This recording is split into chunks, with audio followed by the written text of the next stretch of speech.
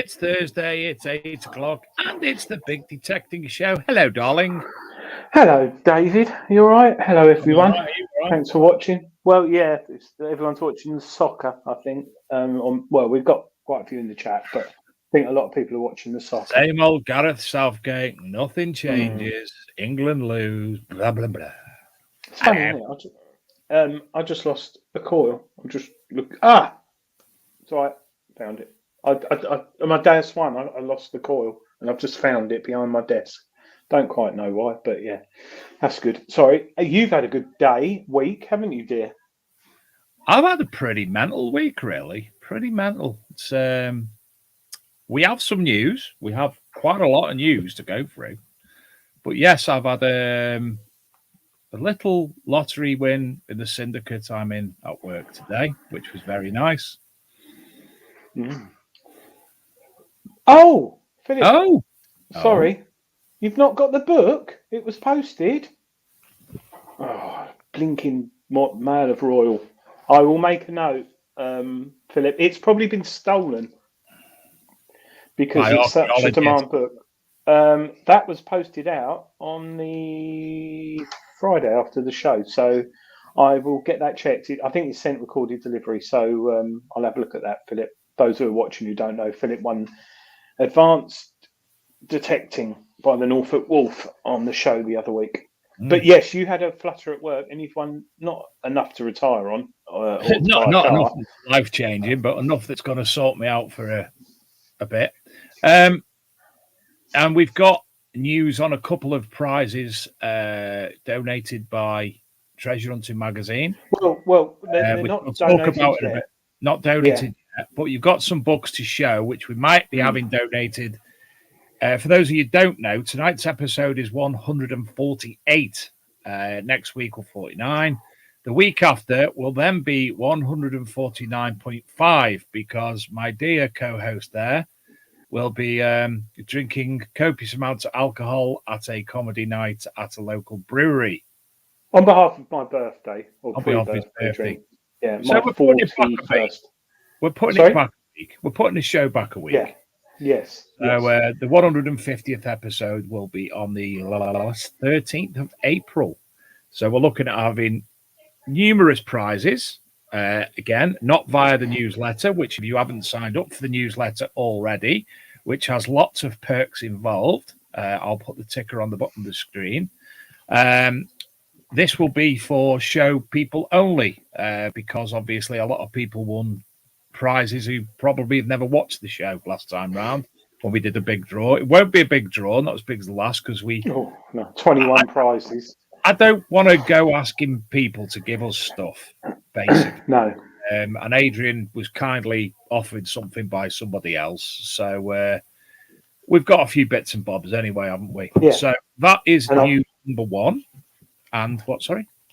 No, sorry, I've just seen something that's a prize as well. Another prize, but I won't say it. Not a good prize. A bit of a shout out.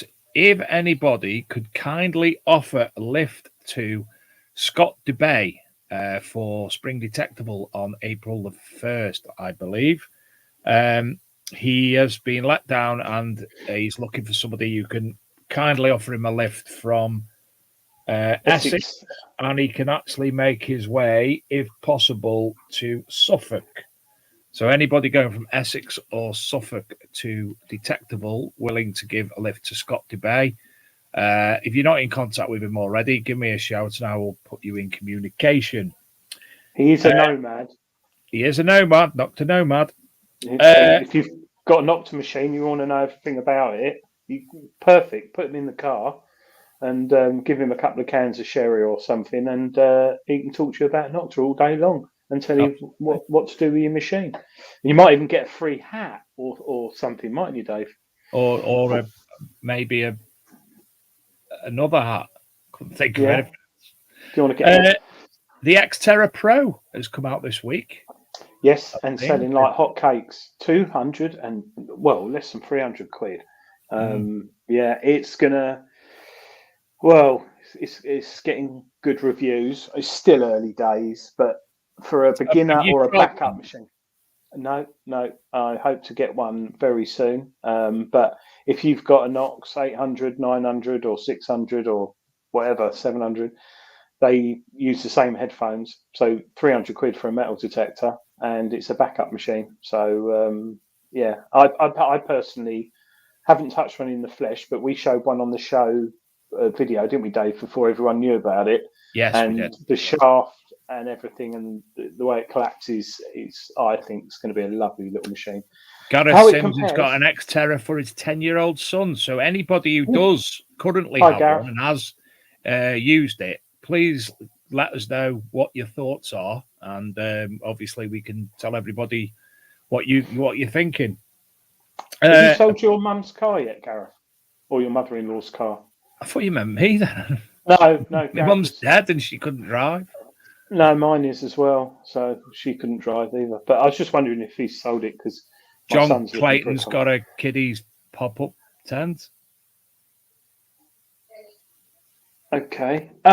Yes. So, it's sold. Never mind. That was a good little car. Yes, I went detecting on Saturday with Colchester Detecting Club. Oh my Lord, Dave! I phoned you up, didn't I? Oh, it's like toffee. The rain, the wind. Oh, I did phone you, didn't I? On Saturday. Yes, I did, because there was some chat going on about a competition prize that someone hadn't got. Not Gareth. Mate, I honestly can't remember. Well, yeah, I think you were sober. It sounded like you might have been in a pub, but no, not last got week. Caked in mud. Last Saturday, I phoned you. I can't remember. Oh dear, dementia. Mate, I don't know what day it is.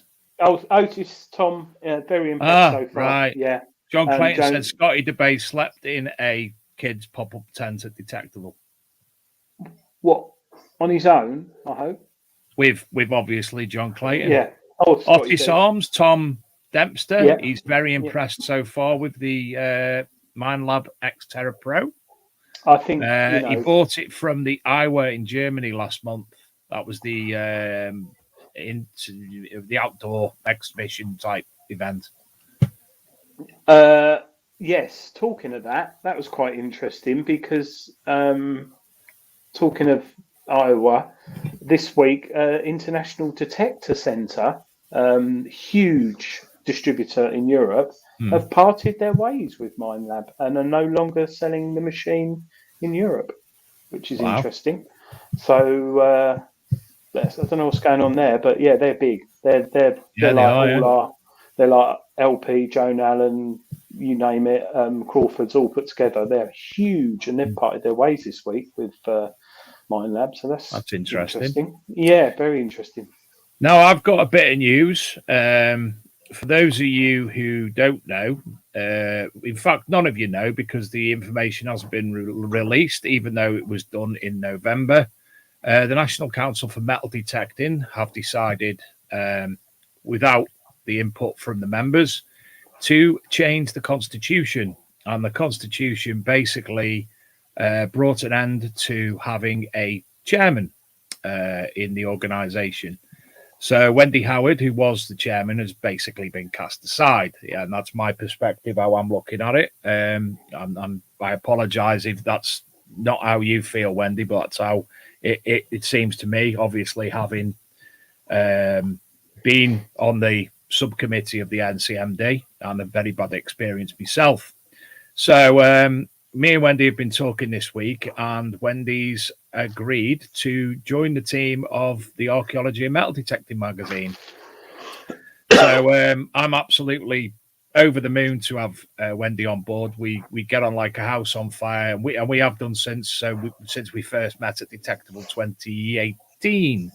So Wendy's bringing her experience into the Archaeology and Metal Detecting magazine.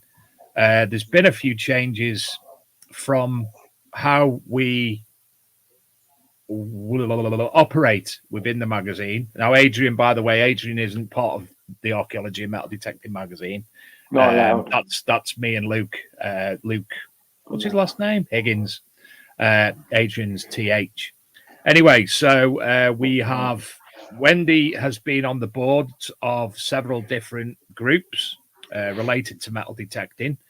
And we have submitted an application for the magazine to be part of the Portable Antiquities. What's PAG stand for? Portable Antiquities Group scheme. No, it's double A. Portable Antiquities. Anyway, Pava. Yeah. Anyway, so we've applied to become a associate of PAG. Also, Historic England, Heritage Crime, and the Sports and Recreation Alliance as well. So we've Wendy's taken on the opportunity to bring that over to be a part of them, and it has wappa has gone to. We've communicated. Wendy's communicated with them for the Archaeology and Metal Detecting magazine to be recognised and a part of them groups. Got it out. Portable Antiquities Advisory Group. Portable Antiquities Advisory Group. Thank you, Wendy, in the chat. So welcome on board, Wendy. I am overjoyed to have you on the team, as is Luke, and we hope to go from strength to strength. And Wendy hopefully will also be writing for us and acquiring some stories from her group, which is called, Adrian? Denim. You've got it. You've passed it to me now. Not Denji. Dedham. It is Dedham, Wendy, isn't it? Wendy put it in the chat. Wendy, what's it called? What's it called? Dedham Actorist. It just came to me. Yeah, very nice part of the country. Hopefully, we'll be having lots of stories, articles, and bits and bobs coming from them as well. And anybody else, if you do want to write for the magazine or submit any images, etc., please get in touch with me via Facebook or email, and we'll be sure to include you. Anyway, we've gone on long enough. Shall we bring Danny on? Shall I show you that book I was talking about? Yeah, show us that book first. Or shall I do it later? Show us the books before Danny comes on. All right. Just so... Book, not book. Double O. Books. Double O. We all find... Well, most of us find hammers. And they're very tricky a lot of the time to identify when you get a rare one. Early Anglo-Saxon up until Charles II. So Greenlight Publishing have got some books, but they got a deal on. Now, these are books for people who are well into their coins. Now, this book here is English Hammered Coinage, Volume 1, right? Now, this book is by Spinks. And if you don't know Spinks, Spinks are the books of books. Now, this is very detailed. However, it also has ridiculous information on hammered coins. And, I mean, I can go on. This book, as well as this book, Volume 2, Edward I to Charles II, these books have been written by specialists and they are heavily identified.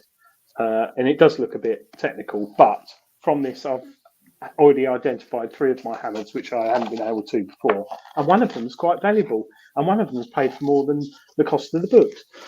As you can see, some really in-depth, nice pictures and information there. These two books... Calm it, Ange. Don't be getting too... Oh, no, Ange. Oh, dear. These two books aren't your basic detecting books. These are for someone who really, really wants to identify their hammered coins. Now, Spink, as I said, are a world-renowned publisher, and they don't get people like me or Dave to write for them. They get some top-end, high-level people with experience in this numismatic. Yes, thank you, Dave. These books are normally 50 quid each. Wow, that's a lot of money, I hear you say. But if you've got a lot of hammered coins and you need to identify them, they'll pay for it for themselves really quickly. However, at the moment on Greenlight Publishing, they're 85 quid each, cheaper than Spinks. So 85 quid each? 85 quid for 2. 85 quid for 2. Yeah. So if you're interested, head over to greenlightpublishing.com. That's a £15 saving.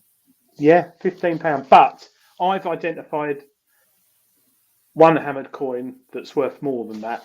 And that's based on, not on eBay look, that's a proper valuation. But yeah, worth taking a look at greenlightpublishing.com, and they are a lot of money, but when you start reading them, to give you an example, the history of coinage in Britain, I think, is about 40 or 50 pages, and there's stuff in there that you pick up a book on coins, any sort of book, and it's pretty much similar, the history of the coinage, bit like how to start metal detecting. It's But you really start reading no that, good and for it's me, really. good. I've only got 3 hammers.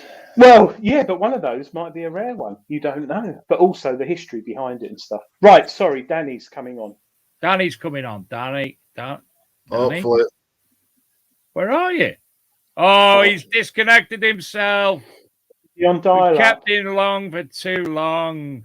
His battery's gone, isn't Device not connected. Oh, no. Okay, We'll have right. to waffle on for a while, won't we? How did we get hold of Danny? Well, not physically. Danny is a friend of mine. We'll talk about it a little bit later, but Danny, basically, when I first started the Archaeology and Metal Detecting magazine, Danny contacted me and said, listen, mate, that's dead good what you're doing. Can I build a website for you? I was like, okay. So the initial Archaeology and Metal Detecting magazine. Sorry, he's connecting and disconnecting. The original Archaeology and Metal Detecting magazine was built by Danny, and Danny hosted it for a number of years until basically the magazine got too big for Danny's servers. And then we migrated, and even though we did evolve under another person who then ballsed it up completely and made lots of money out of me, Danny was basically the origin. In fact, where is he? The little man, our ArcMD logo, Archie, the little bloke. There he is. There he is there, just there. Danny created the logo as well. So that's all down to Danny. And I can't thank him enough. And I'm saying words very slowly as he keeps coming in the bottom and then disappearing again. I think he's having connection issues. He keeps what? At the bottom of my screen, oh. I've got control of everything, haven't I? So he keeps popping up and then disappearing again. So he's got connection issues. So we'll get Danny on as soon as, anyway. What's Adrian drinking? Looks like screen wash. Derek, no, it's Vimto and lemonade in a wine glass, because that's the only glasses I have in my house, as well as full pint pots. And cherry glasses. Here he is. Hey, here he is. You threw me out. I could hear you, but I couldn't see you. No, it said you were having connection issues, and it was telling us you weren't there. No, I could hear you talking, and the introduction was great, Dave. I remember designing the little guy, the logo all those years ago. Aye. As I say, Danny, yes, we can hear you fine. You contacted me 5 years ago, maybe a little bit longer. Longer than was that, it? Yeah. In fact, 7 years ago now. You contacted me as a metal detectorist. So what we're going to be talking about tonight, the Metal Detecting Club, was around at that point. We'll get to that a little bit later. And if it wasn't for you, the magazine wouldn't be what it is today. As I said to Adrian, we reached the point where the amount of people visiting the site was too astronomical for your server. Yeah, I've been talking about that with somebody else today. Actually, I think it was actually you guys that killed the server. Yes, it was me. Yes, and temporarily put me out of business. But we fixed all of that, and now we have a new server, and hopefully that won't happen again. But you guys literally went from not existing to going crazy almost overnight, right? Absolutely, yeah. Mental, absolutely mental. And as I say, Danny, I can't thank you enough for that. But for everybody who doesn't know you, because you're a bit silent within the hobby, you're not a well-known face like others. Can you introduce yourself for us? I think for me, certainly, I've been around for a long time, certainly with the introduction. And my role in a lot of this has been actually helping and supporting clubs and people who've set up digs or organizations or magazines, maybe with a website or maybe with a logo or maybe with a banner or whatever it is, some printed stuff. And over that time, I've spent a big bunch of time, not only in the field, actually having a go, and I found a bunch of stuff, and I've had the pleasure of trying, various different machines, but I've also seen, I guess, the good, the bad, and the ugly of this hobby. And I'm also involved heavily with fishing as well. So if there's any guys in the chat who go detecting and go fishing, you may have seen me in the fishing world around carp fishing. But again, a lot of the stuff that I do is behind the scenes, and I'm kind of the guy who sort of props up some of the well-known websites or do logos and things like that. Does that kind of make sense? Absolutely. Yeah, that makes sense. Yeah. So, Danny, how long have you been sort of involved with detecting? I think certainly for a good couple of years prior to meeting Dave, but also before that, again, I knew some characters, the good, the bad, and the ugly, shall we say. And these guys kind of had that crossover into the fishing world as well. So I've always sort of been exposed to the fact that there is this amazing hobby that, these guys are just as crazy as the carp anglers. They're out in all weathers and they'll do anything to kind of achieve their goal and realize what it is that they get out of the hobby. So I have, 10, 12 years or more, I've certainly been exposed. But as those years have gone by, I've got more and more involved and worked with some amazing people like Dave. And we've had some successes that wouldn't necessarily be attributed to me. So people have had a bunch of success, but it's whether it's the website or whether it's the stuff behind the scenes, that kind of thing. That's where I've mainly sort of been involved. But I have seen and understand a lot about, what people do this for, why they do it, and like I say, some interesting characters along the way, shall we say. Put it this way, Adrian, I'm sure he won't mind me telling you, he's actually had police involvement regarding the bad, haven't you, Danny? Yeah, I'd say that was the ugly, David. The bad and the ugly. We won't go there, but we've he's certainly had. Danny, out of interest, I as a young lad, I was into fishing, just for course fishing, and then you sort of migrated at 12 to sort of spinning for pike, and then you started getting a bit of pocket money, and carp fishing sort of started coming in, but a lot of money had to be spent. And do you think people in the fishing world are as good, bad, and ugly as those in the detecting world, or less or worse? Because it is a similar sort of hobby, but we do have characters in our hobby. Let's have it right, because there's more good across the whole, the whole of the industries, whichever hobby you're kind of in. And carp fishing, metal detecting, barbel anglers, they're a character in their own right. I've sort of focused in that carp fishing realm for many, many years, and the metal detecting as well. And there are similarities, but look, you're either a kind-hearted person or you're not. And sometimes, no matter where you go, you are going to find those unscrupulous characters. But I guess we've all got our fair share of them, whether it's in our clubs or whether it's in our groups or communities. And doing the work that I do, I've banned my fair share of people from groups, shall we say, and had to take action, sometimes for my own detriment as well, to protect the greater community. If you sort of see where I'm going with that, you guys. Yeah, Facebook. I know the story, so I know. Undoubtedly. And I think it's easy for somebody to be that keyboard warrior, what we all say, and really upset the sort of the equilibrium, or whatever the word is, the status quo of an entire group almost overnight. And as detectorists or anglers or wherever we are, it's super important that we all kind of stand together and make sure that these people are not allowed to thrive, if that kind of makes sense. And it's important that we do sort of weed these people out of our communities, because ultimately, you know, it only takes one of the bad or the ugly to have a big ripple effect. And that's not where we want to be. So we want to be celebrating the good, the positive, and helping people to get out there and enjoy their hobbies safely, if that, you know, is on the same wavelength with what you guys are doing, right?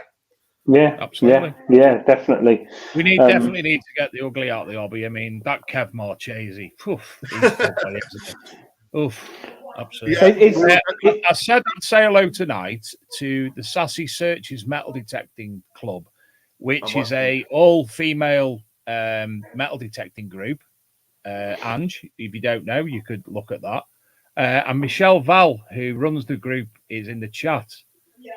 Michelle Val, who, by the way, I've been asking to come on the show for quite some time. I was going to say, yes, Michelle, think on. Yes. That Sid Perry's been ignoring me as well. Yeah, he does. He won't come on unless he's in his pants that he came on one night, which was a bit bizarre. No, just his pants. you saying about the bad people, sadly, I think if you measured people with mental health issues in hobbies, metal detecting would be up there, but it does help them. And there are some people I know in the hobby who have been absolute idiots and pains, but over the years, I think the hobbies helped them. They do regress at times, but I think it is a hobby where you're more likely to bump into someone who's got some issues, shall we say, and it does help them. I've seen it. People, you sort of meet them in the morning at a rally or a dig, and they're not really sociably engaging, or if they are, they're overly. Fine, right? Yeah, and then as the day goes on, it's almost like I don't know, going down the pub with your mates, and you've got a quiet one, and then by 11 o'clock he won't shut up because he's drunk. But they're not drunk on drink; they're drunk on fresh air and the whole hobby. It's a really awkward one because some people, I don't know, but you're right, we do need to whittle them out, and I think because of social media, you know, they do that themselves. A lot of people, you know, without us having to get involved. We've seen it, evidence, you know, without a doubt. And I think, you know, and I noticed there's quite a few ladies in the chat, and certainly in the fishing world, we're getting more and more ladies getting involved in fishing right now, and showing the guys what's up. But these hobbies predominantly are male dominated in a sense. There's more men seem to be doing these things, certainly in the fishing, and unfortunately amongst men we do tend to harbor stress and anxiety and things like that, and sometimes you need that hobby, I guess, to kind of let this out. You might not be the most sociable person, but after you say, like you say, walking around the field or casting the line or going on a bike ride, whatever it is, that is your release. And I think it's important to help the folks who want to be helped, and recognize people do have complex issues and complex needs, and, you know, people struggling with money or whatever it is. That stuff can drive you crazy. You only need to turn the news on, right? Well, it's enough to turn you to drink, isn't it? Well, quite, yeah. And I think there's another person I'm calling out, that Alex Savage character with his picture on the front of the treasure hunting magazine, and I keep asking him to come on the show. Alex Savage, come on the show. I don't know if it's appropriate, but the copy of Alex on the front is by my bed. I've got a stack of treasure hunting magazines next to my bed, and it's been propped up against the wall near the bedside cabinet for about 2 years, probably longer now. I don't know, I can't remember, but I keep seeing Alex Savage. I should move it because my wife must think it's a bit strange, but yeah, Alex should come on. Yeah, definitely. Alex, you should come on just so Adrian can look at you in the flesh and not on the paper. Oh, magazines, Gareth's Loft, 25 minutes. Magazines, Gareth Loft. Yes. But more importantly, we're here to talk about this, Dave, aren't we? Yes, this thing. I appreciate you guys having me on this, and, you know, great to be part of the journey from the early days, really. Certainly over these last few years, I've picked up a lot of sort of insights and things about the hobby and how things are progressing, and noticed sort of themes and patterns emerging. And that's kind of led me to do a bunch of stuff around information, because information is super important if you want to be good at something, right? Yeah. And one of those things is I'm quite good at putting words on paper. And recently we've produced this thing, this metal detecting secrets. I'm not sure if there are any secrets. If you've got any secrets, share them in the chat, and maybe we can give away some prizes to some of you guys. But metal, yeah, we do have a few tricks up the sleeve, and we've got, being in the fishing trade as well, we do have access to things like nice, comfortable clothing, and we've got some goodies around this and a bunch of stuff. So if people are good and people get engaging with us, I might be able to give something away on the stream. Does that sound like a plan? Can I give some? Yeah. That's fantastic. Hold it up a little bit, Dan. Cover your face. Cover your face. Cover the beard. That's right? better. I've already had the beard comments. But look, we did this recently, and I've actually, over the years, amassed a group of people in a Facebook group, and now we've got like 300 people in the group and like 4,000 people on the page. And I realized quite recently, oh man, these people are continually asking questions and continually seeking information that's going to help them do more with their time in the field, more with the hobby, and get more out of this. And I'm thinking, well, if I could just put some of the things that I've picked up over the years, working with clubs and magazines and companies and all this stuff, into a little guide, maybe this would help people, right? And I put some stuff together, and we shared originally a little free guide on how to get more land permission, right? And anybody can download that for free right now. It's just metal-detecting.club. There's a thing somewhere. You can download that. Hold on. We got a thing. Where is it, Adrian? Where is it, Adrian? Scan the QR code. Scan the QR code. If you want that, and look, this little guide has been downloaded like thousands of times. And based on, look, my experience of working with clubs and talking to detectorists, is it's all right going on a dig, or all right going to the big rallies, or all right, going out and everybody's going on a Sunday to one thing. But what do you do on a Tuesday afternoon, right? What happens if you've not got local permission and you don't know the landowners, and you're kind of like, oh man, what do I do with this metal detector when there's nothing on?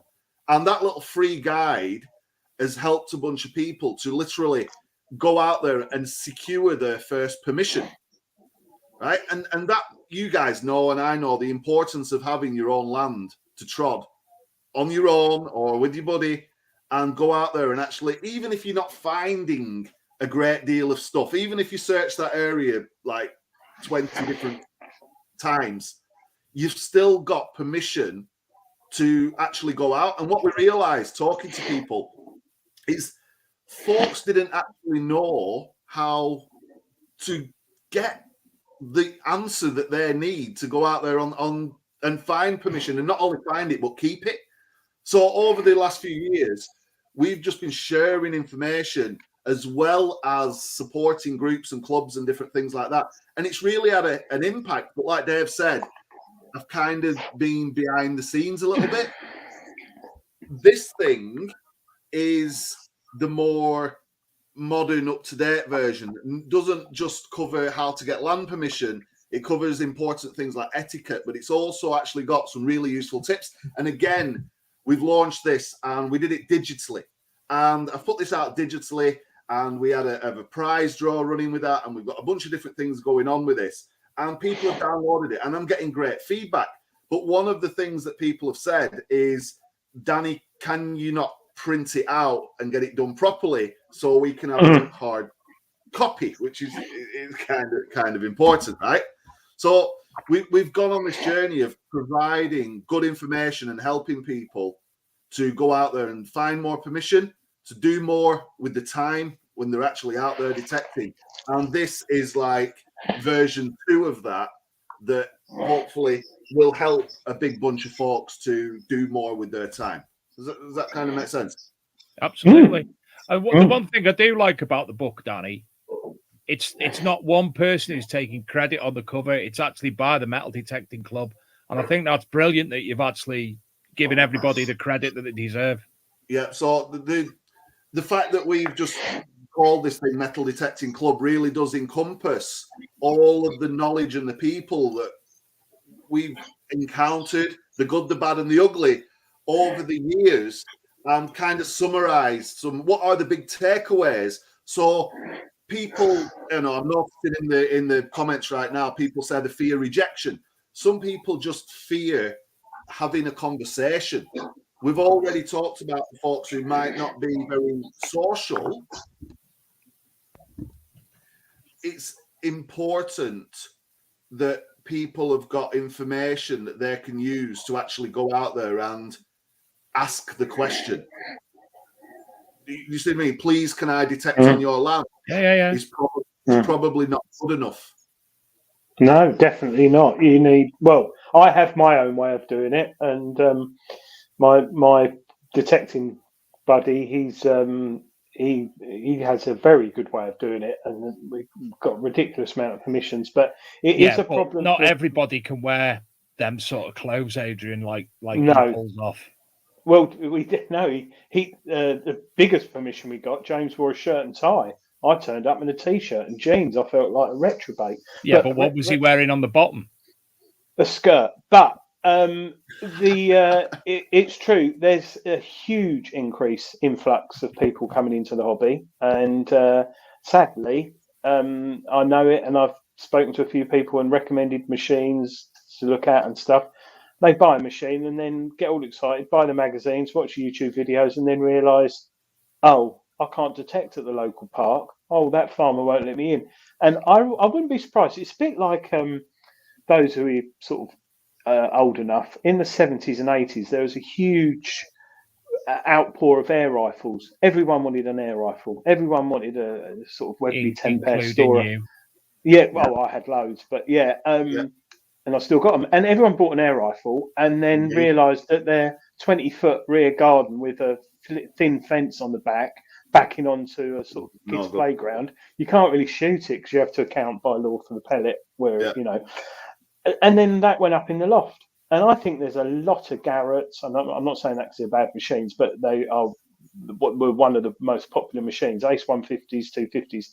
People bought them, took it to the beach, found a load of tinfoil and put it back up in the loft. And that probably left the batteries in it and it corroded. But it is very important to do your research. And the time, I've spoken to people who've nearly cried when they've got their first permission, because it is the holy grail, isn't it, of detecting. You get your own permission and that's it. Well, when can I go? I can go whenever you want. Obviously there's no crops on there, but it's something that sort of, there needs to be more discussed about it in the hobby. There's some great YouTubers and videos out there, and there are some videos on how to get your permissions and stuff like that. But that's one video, and it's almost like a forum needs. There are forums, and you've got Facebook, but I don't know. It's interesting, and I'll be interested how it goes, Danny. The Metal Detecting Club is actually a forum originally, wasn't it, Danny? Yeah, indeed. And look, I've done the air rifle thing as well. I get it. And it went from, you could openly walk around some woodland area or some fields and, the rabbit or the squirrel or whatever it was, to the point where, especially after certain things that have happened over in America and obviously you've got the helicopter, you've got the armed response team, and you ain't going shooting anymore. And getting permission to go and fire effectively a weapon, a firearm, is even more difficult than going out there, swinging the coil, or indeed trying to get access to, some premium fishing lake. All of these things require a little bit of finesse and a very clear demonstration that you are not going out there to cause a problem. There are, unfortunately, for people who've not learned these skills, it's increasingly more difficult because there's always been 10 idiots before you who've gone up there and tried to climb over the fence, or they've knocked on the door at 10 o'clock at night, or they've done something crazy.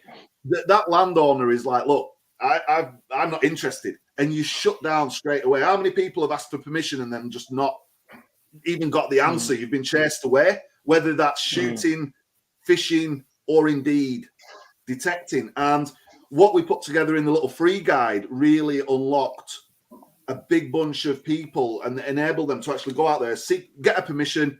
And like you said, some of these people have messaged me and they're like, I cannot believe how powerful that stuff was. We gave that away for free. This kind of takes it to the next level. And what we've done alongside of this is we've bundled some really cool stuff. So if you did want to buy that digitally, we do this in a bundle of stuff and competition entries for a measly £9. And you can't get fish and chips for £9 in some places, right? No, so you can't down in Essex. Cool.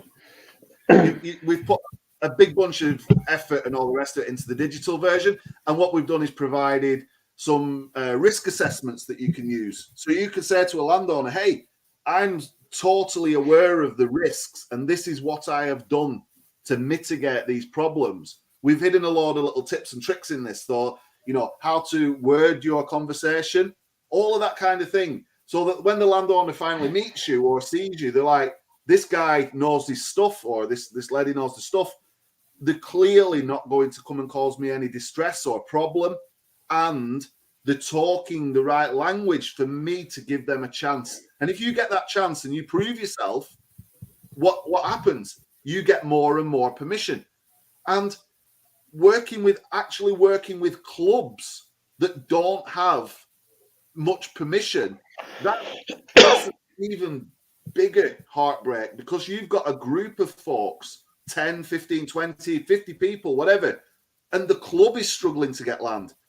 The stuff that we put together, even in the free guide, has enabled clubs to unlock acres of permission, run digs successfully, and that then translates into people going out there and enjoying that hobby. That's got to be a good thing, right? Absolutely. Yeah, absolutely. I think. Sorry. No, you started speaking first, so you get it. All I'm saying is, because of the popularity, obviously at the end of the day comes money. So groups and clubs, the more people in it have more money. So there is also that risk, and I don't know if it's in your book of secrets. I like that book of secrets. You can have someone who, I know many people who've had a permission for 5, 10, 15 years, and then suddenly a big group club will come along and say, hello, Mr. Farmer, there's $2,500, and they lose the permission. And I think that's becoming more of an issue in the hobby as well, because of the demand for the land. And it is a sad story. So I suppose. Well, that's the exact reason why we put on the dig with Shane last year, because somebody had been to the farmer and offered them an extortionate amount of money. So save them doing it and keeping the land for Steve and Shane, because they had their horse off there. We got several fields and ran our own dig on there. I forgot what I was going to say.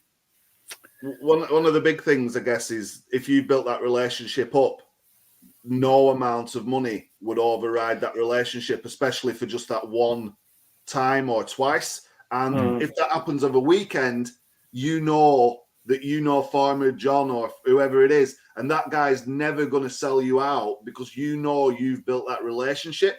And again, we've come up with not necessarily tips and tricks, but methods of initially getting that land, but also not once you've got it, how do you actually keep it? And that's a big one, right? Because people lose permission as fast as they get it. And then the tax is going up in the garage. Alcohol seems to work quite well. Alcohol. Yeah, not drinking it whilst detecting. Of course, I'd never do that. But yes, lots of gifts and lots. And the beauty you've got now as well is create a WhatsApp group with the farmer or the landowner and share your finds. But that might be in your special tricks thing. But yeah, there's Danny, stuff in here. The ebooks available for £9, as well as other bits and bobs. Are physical paper versions available? I've got more people asking for a printed version than the actual digital version. And people are like, hey, I don't even want to download this thing.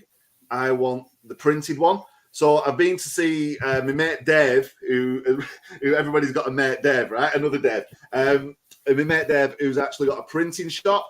And Dave has printed stuff for me for many, many years. And he's managed to come up with a price that I can get these printed for in small batches, because I'm not going to go and like publish 100 or 1,000 of these things, because it don't make sense. And what we've decided is to do literally a limited run of 50 of these, number them, and also bundle a big bunch of cool stuff along with it. And if people want to see that bundle and get their hands on a copy and get literally 200 quid's worth of other stuff, all in a big bundle for like one insane price, if they let us know in the chat, we can do that on this show.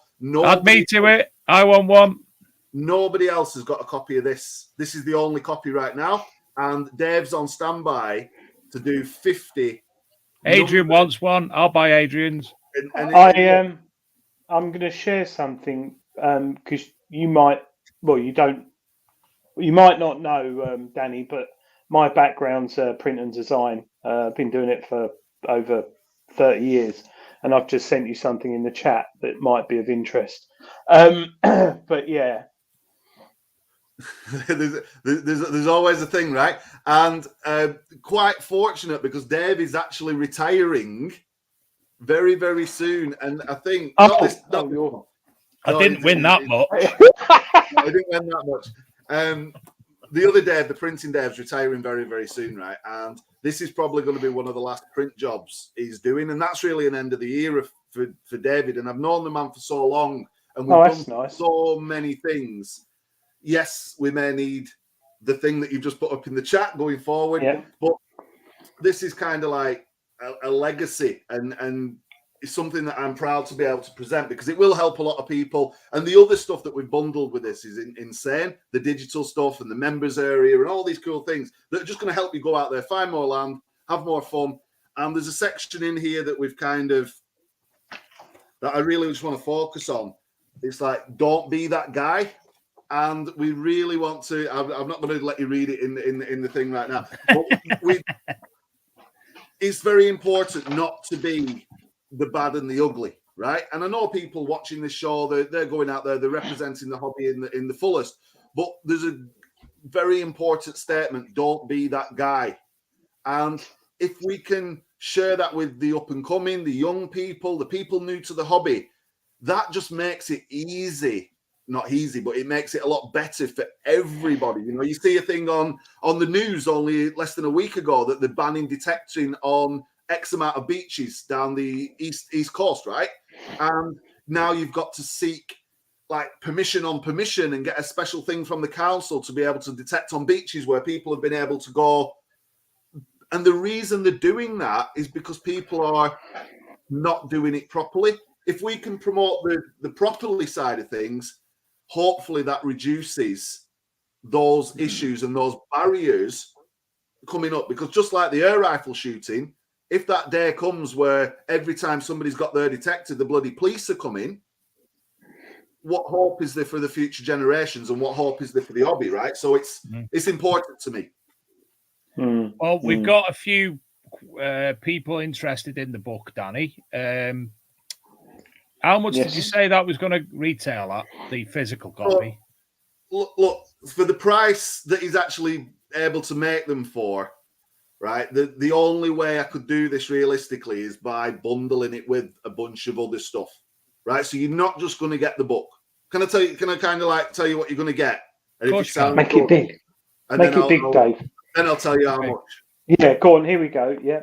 Right. So I'm not going to share this on the screen, right? But look, what you're going to get is you're going to get the book, and you're going to get a printed version, and it's going to be numbered. So you're going to get number 1 to 50. Right. Once that's done, we're not going to print anymore. Right. So it's a very, very limited. Not only do you get the printed version, you're going to get the digital version as well. We also have a monthly newsletter that goes out, and You know, people subscribe to this thing. It's got a bunch of information and extra things, news and stuff. You're going to get that for 12 months. We're also going to give you, which I was like opposed to doing, but just because it's Dave and I've known him for years and I really wanted to give you guys something awesome, I'm also going to give you what we've called the land grab script. It's actually a script that you can read out when you contact or talk to landowners. Don't read it off the paper, kind of memorize this thing, change it a little bit, but that will help you to break down the barriers, get more land.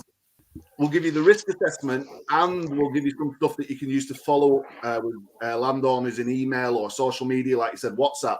We'll also give you a membership account for our club, which gives you access to a digital members area, right? So if you think, for me to print these, you know how much this will kind of cost being in the print background, right? They're not cheap if you want a small run. So that's costing us a big bunch of money. And then we've got the shipping. We'll take care of the shipping. You get the book, you get the digital book, you get the MD monthly for 12 months, you get the land grab script, the risk assessments, the letters, and the memberships account. And we'll give you that free land permission guide bundled in there as well. And if that's not enough, we'll also give you entry into a competition to win some awesome outdoor clothing in your size that's worth about 300 quid. If you add all of that stuff up and you was to go and print it and download it and sort of buy this and everything, you've probably got about 240 quid's worth of value there, you guys. And that's like insane. And I want to give people 240 quid's worth of value, the book, the digital book, the members area, the Facebook group, all of this stuff, so you just get it in one go on this show, and we're not going to charge you anywhere near that price. Does that sound like a plan? Sounds like a plan, Dan. Yeah, that sounds like a plan, Dan. And I'll also buy that car as well. But look, if all it does is get you one more permission, how much would you pay for one permission? People go out there, like you said, and pay £2,000 just to metal detect for a day, and people are monopolising the hobby. Would you swap £240 for a permission that you could go and detect on, and some tricks and tips and secrets that you could use to find more cool stuff? I think most people would, right? It's kind of like in the fishing business. If we could catch you your biggest ever fish, what would that be worth to you? If you go out there and you find a big bunch of artifacts and cool stuff and coins or things that you've been like, this is what I really want to find and this is what I'm focused on, and you get that permission and then you actually go and find something, what's that actually worth? It's worth a lot more than 200 quid, right? And we're not going to charge you 200 quid, or we're not going to charge 100 quid, we're even going to charge 50 quid for the whole of that stuff. So you get the book, the digital book. Sounds like a plan, Dan.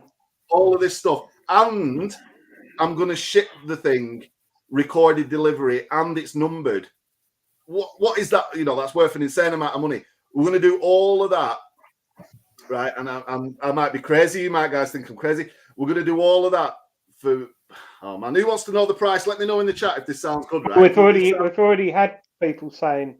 I can only see a limited amount of chat. We'll do all of that. You get the book, the digital book, members area, the land grab script, all of this stuff that we've put together over a big bunch of time and effort and money into doing this.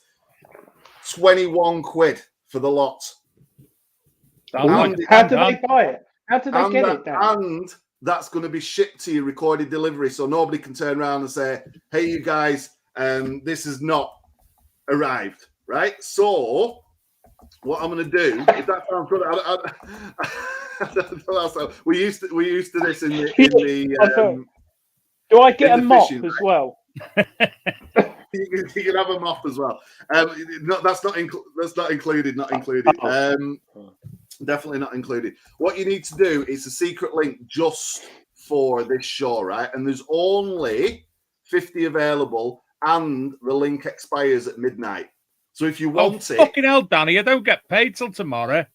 This is the thing, right? If you want it, you need to do it, right? Because I need to get onto David before he retires. I need to get these printed out. I need to get them posted. Quick, because we've only got 3 hours. You're going to go to metal-detecting.club/MD print. I'll put that in our little chat room, Dave. I don't know if you can share that and give that to everybody. Yep, but look, moment. What I'm going to do, because I'm feeling super generous and a little bit crazy, and I've drunk like 10 cups of coffee today, which is like 9 o'clock at night, and I'm still drinking coffee. The first 5 or 10 people that sign up, I'm actually going to give you a little bonus extra as well in that package when it comes. Now, you don't know what it's going to be. It's going to be a little surprise. It's going to fit in the envelope, so you're not getting a mop. But I'm really going to lay on the value because I know how powerful this is going to be for you and your members and anybody who grabs it. But there's only 50 available. It's metal-detecting.club/MD print. And if you get one and you even go out there and find one more permission, it's got to be worth the investment of 21 quid, right? Because it's probably cost more than 230 quid, 240 quid for me to do. That is brilliant, Danny, and it's very cheap because last Friday I went to the pub, and then after the pub I got 2 large cod and chips, and for me and the housing manager, and it cost more than that. Ridiculous, isn't it? So what I could you still do? don't get paid till tomorrow. There might be some left in the morning, right? But you could go out and get fish and chips twice, or 4 pints, or you could go and get, I don't know, go and get 4 pints. Go and get a place where like I don't know, you go to Heathrow Airport, you could probably get 1 pint. Well, down south you get 3. It's almost like money is one of those things that's useless on its own, but if you're swapping it for something of value, then you can go out there, and it's kind of like when they say if you teach the man to fish, right? What we're doing, if we teach you to get land permission and we teach you to be even better at the hobby so you get more out of it, it's got to be worth 21 quid, right? I know how much people spend on a little digging tool or a pouch or a fishing rod or whatever it is. The information is very important, but information alone is not enough. And what we've bundled in here is not just information, it's actually practical steps. You could use this stuff right now to go and get a permission, to go and find more stuff. And when you've done that in the right way, not only is it going to be awesome, you're actually going to keep that permission for a long time. Well, what's that worth? And if, Dave's been great with me over the years, and we've done so many awesome things together. I think giving back like this, I could have come on and said, "Oh, the book's 20 quid just for the book," with the shipping and all of that, and people would probably have bought it. To come on and do that for fish and chips twice, I'm hoping that your members. Can I have fish and chips as well? Because I absolutely. I'm hungry now. You're hungry? Yeah, I don't know, but look, Danny, I'm going to have to interject because we're a little bit behind with Gareth's loft, and it's also just quickly something else. Gareth's not currently in the loft at the moment. He's just put something in the chat, which is nice to clarify. Gareth said, "I'll just speak out on Cleethorpes Beach. With all due respect to Danny, people in Cleethorpes are detecting properly. It's down to Mr. Shepherd and North East Lincolnshire Council being greedy." Well, there's a surprise. Council's being greedy. So, yeah, and that's what I heard, Gareth, as well. Anyway, get back up the loft, Gareth, because it's time for...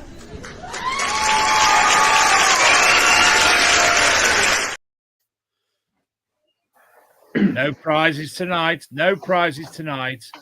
Adrian, who's in Gareth's parents' loft?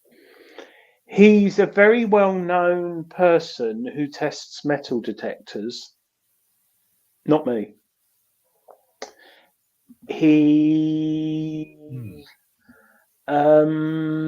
What else does he do? He wears silly glasses a lot and wigs. And he's a detectorist. Elton John, no. He wears women's clothes. Oh. No, silk French style boxer shorts with Fred Flintstone on. Will Way. He's well done. Will must be with him. Martin Is Will up the loft? They're all upstairs. They're all in Gareth's parents' loft. Do you know where they are, Adrian? Do you know where they are? Who's in the...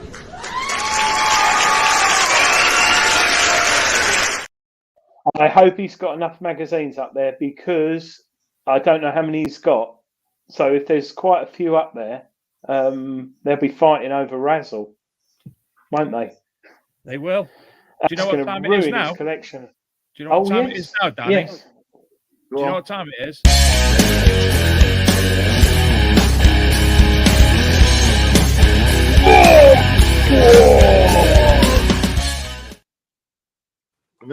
I don't know if I've come at the right time. If Book Wars. Easy. He's just come at the right time. What's that about? Anyway, moving on. So, tonight is round 3 of the second part of our Book Wars friendly competition. And this set of 4 books each is by authors who have been on the show previously. My book tonight is 379 pages long, Adrian. Mine's 300, but content is key. So, Danny, can you pick a number between 1 and 300? 240. 200. I thought he'd have gone for 50. 240. I can see why he's gone for 240. Danny, you do realise you have had a few orders? I think that there's things happening, and I can see things happening on my phone. Remember the first few people that sign up, I will put that little extra in the envelope when I ship these out. It is going to take about a week for David to turn these round, so please, you will get an email. If there's any problems, you can email me. I'm here. You'll get a link to join the group and a bunch of stuff. Just don't worry, your money's safe. We've been doing this stuff for a long time. It will get delivered, and you should get instant access. One thing for sure, you need to make sure that when you join the members area, when you sign up, you use exactly the same email that you used for your shipping notification, right? So if you try and change your email, you'll go into the members area and you won't get all the content. Any problems, just reply to the email and I'll sort it out. But yes, I appreciate. And I noticed somebody made a comment. I need a stall on the market. Maybe that's the case. But you guys, you get a lot of value out of this, right? And I'm over the moon that you guys have invested in this evening. Good. Anytime, Danny. Anytime. Absolutely anytime at all. I'm hoping that we meet. Adrian, you go first. I won't do it in a voice. Go on. The Paz has recorded over 600 button and loop fasteners. They are found throughout Britain, but with marked concentration in Lincolnshire and East Yorkshire. It was believed that they were connected to the Roman army, but many of the detector finds come from sites where there was no known military presence. The assumption is often made that these objects were used to hold clothing in place, with the loop sewn into one side of the garment and the button passing through a slit on the other. However, in his 1970 study, Button and Loop Fasteners in the Roman Provinces, John Peter Wilde, I could go on, but that's just a section from the book. Sounds like Danebury MDC. Well, I've got a lot of greenery going on tonight in my screen. Giants' fingerprints. The Cromarty legends are filled with descriptions of stone-throwing giants. One stone was hurled by a local titan across Dornoch Firth, and another, yet larger, landed a few miles from Dingwall, which bears the impression of a giant's finger and thumb. The stone still rests today in its landing spot. This account brings to life the mythic era of giants and is one of the most fascinating reports of giant skeletons uncovered in Scotland to date. The entire story can be found in Popular Tales of West Highlands, 1893. I think that'll do. What was your book, Adrian? My book was by Kevin Leahy and Michael Lewis. Michael Lewis, who's head of the Portable Antiquities Scheme, who was on the show just before Christmas or just after Christmas. And he is involved in that, which is a massive book, which everybody owns in the hobby. And if they don't, where can they get it? They can get it from greenlightpublishing.com, Detecting Media, their metal detecting dealer, or Amazon. Probably Amazon, because that's where most people go nowadays. Really good book, that is. Look at that. Just look at that. It is sexy. My number 1, number 2, and Identifying Detector Finds are right next to it. 3's coming out soon. Ooh. The Giants of Stonehenge and Ancient Britain by Hugh Newman, who was on the show last year. Remember the Gazetteer of Giants? We were talking about the giants in Essex and such like. That is a really good book, actually. Fantastic book. And that retails, if you look on Amazon, at $15.99 in the UK and $21.99 in the US. €19.99. And mine come, I think it's Like 25 or £30, I think. I can't remember. Oh, Dave. So, who wins tonight's Book Wars? I forgot to play that, didn't I?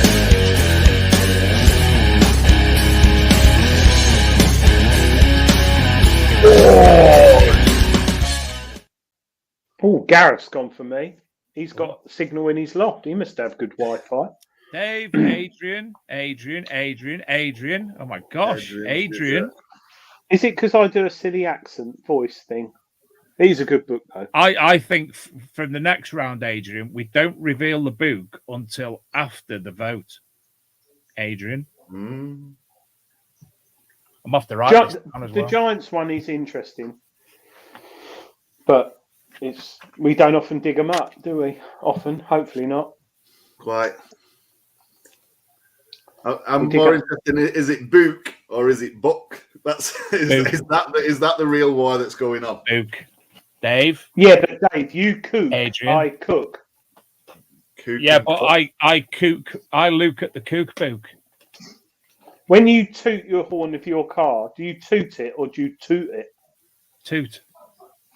Thank you. Double O. Toot. Yeah. Ooh. Luke. No, Cook. No. You don't tut your horn, do you? Like you buck it up by buck or cut. You don't tut your horn. I don't understand what you're saying. I can't understand it. But sorry, didn't vote was busy. Angie's on the box. What's that? Angie's on the books. Angie always buys the books. Whenever we talk about a book on the show, Angie buys a book. Busy. Anyway, Adrian, you have won this week's competition, Book Wars, with finds identified 2. So we'll be going on to next week's book. I'm hoping that next week's book is a winner for me because it's an absolutely stunning book. And the author was a brilliant guest, and the TV show, I think, is second to none. Is it Runaround? Mike Reed? Mike Reed? No, he's dead. Oh, not him, no. We haven't had him on the show. Anyway. No. So, back to that lovely chap, Danny. Spin the coil. Spin the coil. I was just logging in to spin the coil. No, I forgot about spin the coil. Is it still there? Is spin the coil? It might be a bit rusty. It's a bit like doing a school fete. You pull it out the shed and there's bits missing. We might have bits falling off it. It is on the website, isn't it? And we've also created a new segment, which we will be bringing to you in episode 150. Very Gareth. And I think you will appreciate the humour within the title, no doubt. It's very us, isn't it, Adrian? Just for those who don't know, Danny's web address. Are you able to put it up again, Dan? Sorry, Dave. And Danny, Dan. That's a plan, Dan. Yeah. That is for the exclusive for tonight, and you get all that stuff bundled in. It's a measly investment, 21 quid. I think from my phone going off over here that there's quite a few people have jumped on. There's only 50 copies available. They're all numbered. You get a big bunch of other stuff. There's a competition attached. I think we've probably given away enough bonuses. There might still be a chance. But that link will expire at midnight. So if you want it, like if you're watching on the replay, it's probably gone. Danny, can you put me down for one, please? I can't pay till tomorrow, though. We'll just send you the complimentary package of everything, and you guys don't worry about that. But Dave, you just won the lottery today. You won the lottery today. How do you mean you can't afford it because you ain't got paid? Because I got no money. I got £2.81 monthly pay. It's payday tomorrow. You should stop smoking and drinking. You drink and smoke too much.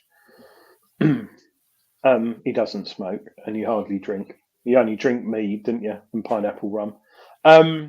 Wendy Howard's ordered hers. Hi, Wendy. Fodder Phil's what am I doing? Oh, it's hello. Right. Present. Share screen. This is something we have on our website, Danny, for people who are very lonely and can't tune into Radio 3. They play this on their own. Spin the coil. Coil. And Yeah. Adrian, we're going to have to make a promo for this, aren't we? What do you mean? You definitely Yes. Yes. I've got a funny one. Right, Danny. Leave that with you. Yeah. There might be some random ones in here, but yeah, let's go. It's definitely random. It is very random. Hopefully. Now this could be related to fishing, metal detecting, or just you sitting down the pub on your own, drinking, like I did last night and messaged Dave. What do you prefer, Danny? I think for me, certainly on the fishing, being involved in fishing as much as I am, fishing alone to get away from it. But we're actually fishing next week with a group of amazing guys who we've got the barbecue and all the rest of it. I think everybody needs their alone time, but you also do need that social element. So there is definitely a mixture for me, but I do know there are some folks who are just one way or the other. So for me, I do like to mix that up a little bit. Eyes like that. But if you could only go detecting or fishing in one choice that's on there right now, I think it'd probably have to be with the group. And I am community oriented, and I do love helping people and seeing what other people catch or find. So definitely, if it was only one of those choices, it'd have to be the group. Okay. Good answer. Next question, Mr. Man. Gaylor. What, for me? No, for you to ask it. Have you ever encountered green waste? Now, this is interesting because being a fisherman and also detecting, I'm more interested in this with fishing because I'm not saying you get like tinfoil and sort of spark plugs and stuff like that in a lake, but have you noticed lakes and rivers? Well, you're carp fishermen, so you're more rivers, aren't you? Lakes. Have you noticed an increase in pollution? Certainly, and for example, I'm in Preston, the River Ribble. There's a big bunch of carp in the River Ribble, and if you ever get the chance during the season, go down there, you do find, even going back years, even the farmer at the other side in a certain section was actually dumping all sorts of crap and like covering this stuff up. And he was deliberately doing that for like a long time. And a friend of mine knew somebody in the Environment Agency, and he actually got into a big bunch of trouble. And that was years ago. And indeed, with the detecting, but to be fair, even just driving down, your local roads these days, there's piles of stuff that people have thrown out the window or dumped. I think this is a significant issue. It's probably getting worse. And whether you're in, air rifle shooting, fishing, detecting, whatever it is, walking your dog, unfortunately, you are going to encounter this thing, and it is probably on the increase. I don't know what you guys believe about that. It is, but sadly, it's us that have the evidence. So, yeah, I just want to quickly say something, interjecting there. Will Way has said, Dave, top tip, next week's book should be by Jack Hargreaves. How? Do you remember Jack Hargreaves? How? Oh, you might be a bit too young, Dave. And Danny definitely is. Oh, those in the chat will know. Danny's 56. No. How? Jack Hargreaves. Google it. If you're sitting at home tonight and you're interested in countryside history, especially Norfolk, Suffolk, Jack Hargreaves. Absolutely fantastic. Well, I can't have his book on next week because he's not been on the show.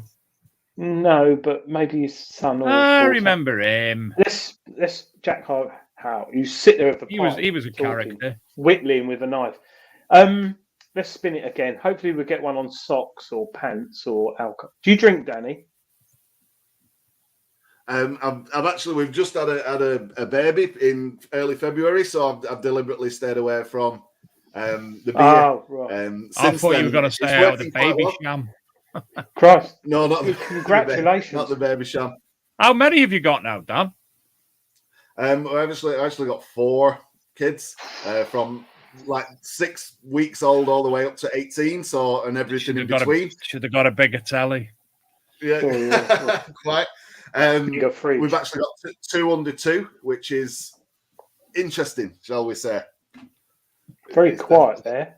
And your definitely housing manager's managed to put nice fresh tulips on top of your cabinet, I see behind you.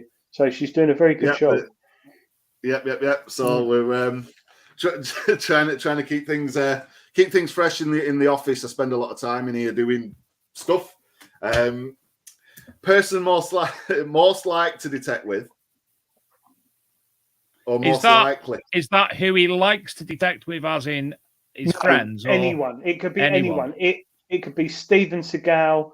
It could be Chris I wouldn't like to Tarrant. do that with Steven Seagal. Someone really famous. If I found the Gold Noble, he'd take me out straight away. Who's the man who did Bob Carroll G's? You know, like really famous people. Does it have to be famous people? There's a big bunch of folks. It's kind of like when you say, you know, if you could sit on the bench with somebody from history and sit down and talk to them, kind of thing. But I wouldn't mind going detecting with you guys. You know, we've known each other for a long time, Dave. You know, all these things going on.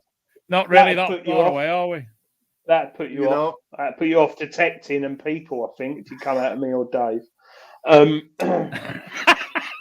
Yeah, Will Way says, "Oh, Danny boy, do you only go fishing when the pikes are calling?" Sometimes he's on indeed. it. He's on it. He's on it. Definitely on it. I think that, you know, there's so many folks that you'd love to spend that extra minute with as well, isn't there? Really, and you know, I've got to say, my dad died 20 years ago. My dad was a detectorist, and I never got to go detect. Well, I went when I was 4 with him, but not as an adult.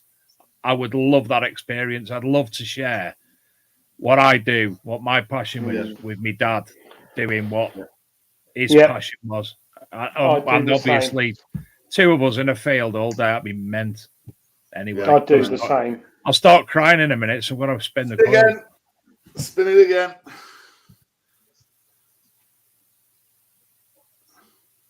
You didn't tell me about this stuff.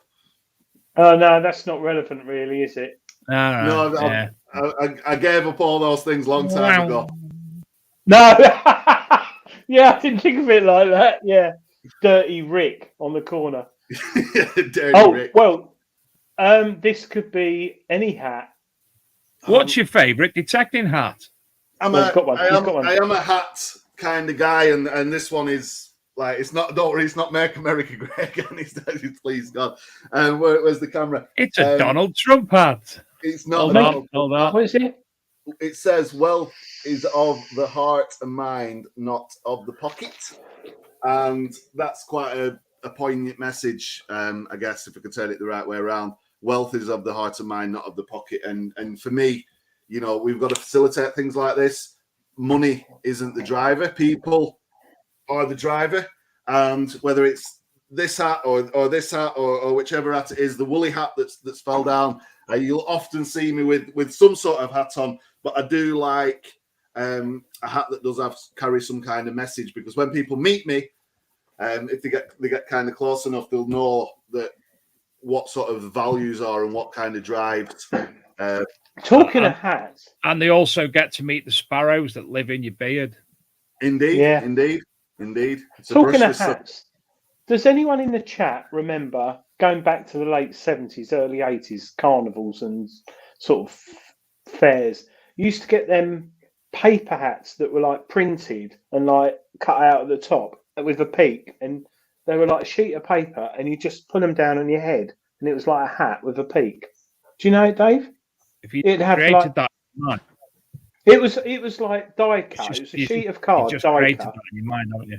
No, I haven't, because I used to have loads of them. And like carnivals, it'd just be like found them in the attic. No, Mum and Dad's attic, I might make them. What is it? 150 quid for a die. Big. Oh, I've had an idea. Oh my God, I've had an idea. Website for that. Danny, I've got a metal detecting question for you off Alex Savage. What detector do you use, and do you grid the field or sporadically detect? Man, and you'll see in the book about some stuff about detecting in sporadic fashion. I do try to be. Have you ever been out detecting and you want to be really kind of like in that little zone in your grid, and you want to kind of cover every Just inch. doesn't last. And then your mate's like over here, and you dragged off into the distance. I think that sort of analytical and strategic approach for me. And like I said at the beginning, I've had the fortune of working with so many groups and clubs that even when somebody just goes, "Hey, try this thing," and you're like, "Ooh, hammered coin," and they're like, "How have you managed that?" You know, things like, for example, the XP Deus, when that first came out, and I managed to have a go with that. A lot of the Mind Lab detectors I've had a go at, but even still, had some really good finds, like you said, with the old Garrett. So I've had fortune of having access to a big bunch of detectors. I am very analytical and sort of trying to do this strategic. What have I got at the moment? There's a bunch of stuff in my storage unit which actually needs to be used, but I am seeking maybe if a few folks buy the book, maybe to get my hands on one of the newer models that are emerging on the market right now, because you guys know that technology is moving so fast, right? That there are some very interesting developments, and certainly a world apart from where we even were 5, 6, 7 years ago. Speak to him, Danny. Speak to him. I've only ever had one metal detector, and A week. Yeah, no, it is moving on. He's a field tester for Treasure Hunting magazine, so all the latest technologies Adrian plays with and reviews. Yeah. When it's ready. It's kind of same in the fishing, and people will send me stuff, and like a box of baits just arrived for the adventure next week, and I'm like, oh man, I've got so many choices. Maggots. It's not maggots. No, just boilies and dry stuff. So I'm glad that's not crawling all over the kitchen, or it might not have been flowers on the shelf. Yeah, that's the kids. When I was 11, right? When I was 11, and we didn't have the internet. You were never 11. And I can remember I got into fishing, and I got a copy. I think I used to get Course Fisherman or something like that. And then one day they didn't have it in the newsagents, so I got carp fishing or something. And I started reading it. I thought, oh my God, I don't know what any of this stuff is, but I'm going to give it a go. So I got some bread in my mum's kitchen, mixed it up, put some pink food dye in it, bit of aniseed, I think, and live maggots, and then I put them in the oven and cooked it. What on earth was going on in my head? And my mum came home and she said, "What's that?" No, first thing she said is, "What's that smell?" And I pulled this tray out. She said, "What are you making?" And it's like cooked maggots in bread. I used it as bait, and I might have caught a roach or something. But yeah, it was quite bizarre. But more importantly, I've just got to say thank you to Ange and Ian Greenall. They remember the paper hats I'm talking about. And I don't know why they've not come back. With all the issues of plastic and everything and the global warming, you could have these paper hats and wear them in the sun to protect yourself. I'm going to make some. James, Eagle Eye DJ, used to go down the wreck and catch goldfish. Yes, I used to go fishing for goldfish in our local park. But that's another thing, James. Some of these things are like this big, they've been in there for that long, where somebody's like... Oh, they're huge. Shabumpkins. I've never seen shabumpkins huge in the park because they're getting fed. Wasn't that a song in Family Guy? I've never watched Family Guy. People tell me I should watch it, but I've still got a black and white telly. It's very, very our humour, Adrian. Yeah, I've heard it is. Yeah. Danny, we are nearly out of time. So before we go, can you give a rundown again of the deal that you're offering at Metal Detecting Club? So just literally for this show until midnight, you can get the printed copy of the book, which is full of secrets. So you go out there and find more stuff. Also talks a lot about etiquette and talks about the strategies and things that I would use. But this is taken from working with loads and loads and loads of different people up and down the country. Done a lot of work with clubs. So you get the printed version, but you're also not only just going to get one printed copy, you're actually going to get a numbered version, and there's only 50 available. Now, I'm hoping that there's still some left, right? So if you go to the link on the screen, metal-detecting.club detecting.club/MD print. You get this. We're also going to give you the digital copy. You'll get an email. You can create your members area account. You get the digital copy in there. But we're also going to go a step further than that and give you the landowner letters and the risk assessment and the script that you can use to actually go and get yourself more permission, but not just get permission, actually keep the permission so you can go out detecting and you can make the most of your hobby without a sort of fear of rejection and some of the common problems. So we've bundled a big bunch of stuff together. Obviously, you can get our access to our Facebook group and page as well. All of that's going to come out in the email. And when you go into that members area, you will get instant access to all of that stuff. There's a big bundle of things that we've lined up, and it's worth about 230 quid worth in value. We're doing it for £21. So you get the printed book, you get the digital book, you get MD monthly. So every month we're going to send out a newsletter and more information as well. The land grab script, the risk assessment, the landowner letters, membership account. You get the bonuses as well, which we've thrown in especially for this. So you're going to get the free guide as well that we've had running for a while. We've updated that for 2023. We're also entering everybody into a competition, and we're going to ship this thing for you, recorded delivery, so nobody's like, hey, this thing's not arrived. So that even costs. Have you seen the price of recorded delivery these days? All of that stuff does add up, and we're doing it all for you guys. 21 quid on the show tonight. But the thing is, there's less than, like 3 hours left or something like that to get this couple of hours. The timer will expire, and once it's gone, it's gone.